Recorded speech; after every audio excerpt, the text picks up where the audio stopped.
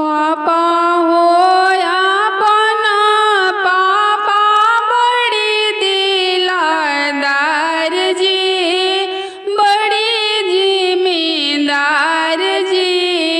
अपना दुवरिया पापा मलिया बसौले जी, अपना पिछुवरिया पापा मलिया बसौले जी।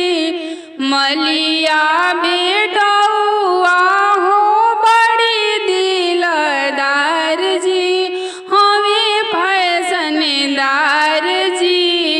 जोड़ा जोड़ा मुरवा मलिया मऊरी बैठौले जी, जोड़ा जोड़ा मुरवा मलिया मऊरी बैठौले जी।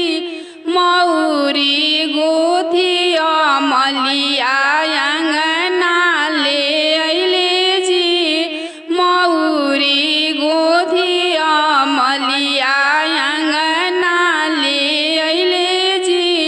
पेनी है सुंदर दुल्हा जइहे ससुररिया जी, पेनी है सुंदर बाबू जइहे ससुराल जी, पेनी है सुंदर बाबू। चाचा हो अपना चाचा हमें दिलदार जी, बड़ी जिम्मेदार जी।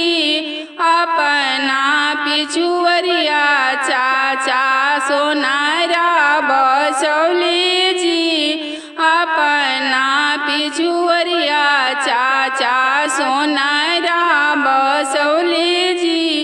सोनारा बेटौआ हो बड़ी फैसनदार जी, बड़ी फैसनदार जी।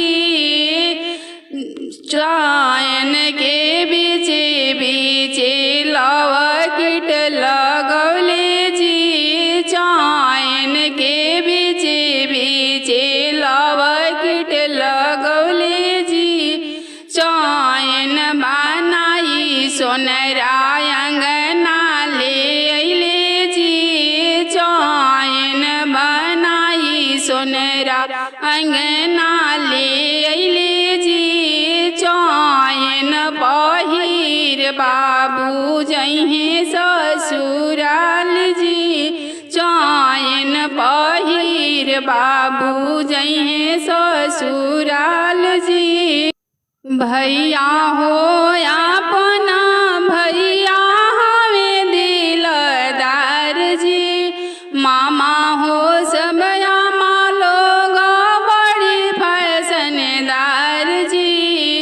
जीजा हो अपना जीजा बड़ी दिलदार जी, डेगे डेगे आहो भैया दरजी बसौले जी, डेगे डेगे आहो मामा दरजी बसौले जी, डेगे डेगे आहो जीजा मलिया बसौले जी।